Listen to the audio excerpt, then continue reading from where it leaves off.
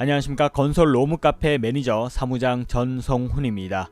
오늘은 제하도급 공사를 하는 경우 해야 할 일에 대해서 한번 살펴보도록 하겠습니다. 먼저 화면을 통해서 설명을 드리도록 할게요. 우선 제하도급 공사를 하는 경우 해야 할 일 필수 신고사항 첫 번째가 일용직 직영근로자에 대한 세무신고가 반드시 필요합니다. 세무신고로는 원천세 신고와 지급조서 신고라고 보시면 되겠습니다.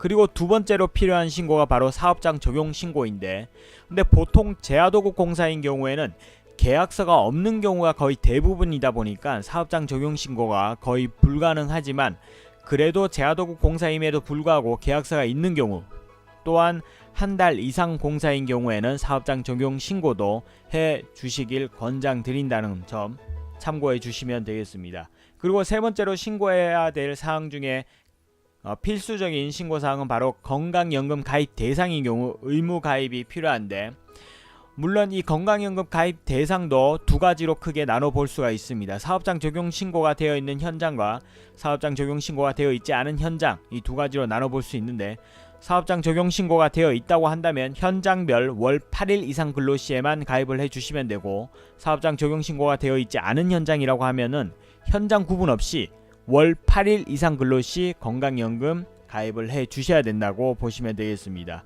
좀 전에도 말씀드렸다시피 제하도급 공사인 경우에 보통 공사 계약서가 없는 경우가 대부분이다 보니까 사업장 적용 신고가 되어 있지 않은 현장이 거의 대부분이다 보니 월 8일 이상 근로시 가입한다라고 보시면 되겠네요.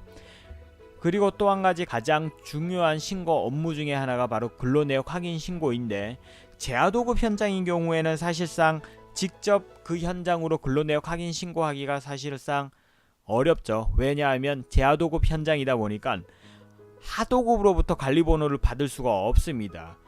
우리가 제하도급 공사 현장이 아닌 하도급 현장이라고 하면은 원도급으로부터 하도급 관리번호를 받으면 되는데, 제하도급은 관리번호를 받을 수 없기 때문에 첫 번째 추천하는 방법이 바로 하도급에다가 노임대장을 주면서 신고해 달라라고 하는 거죠. 그런데도 불구하고 하도급에서 우리는 해줄 수 없다, 너희들이 알아서 하라라고 한다면 두 번째 추천하는 방법이 바로 하도급의 관리번호를 물어봐서 그 관리번호로 팩스 신고를 하는 겁니다. 마치 하도급에서 신고하는 것처럼 팩스 신고를 한다는 거죠.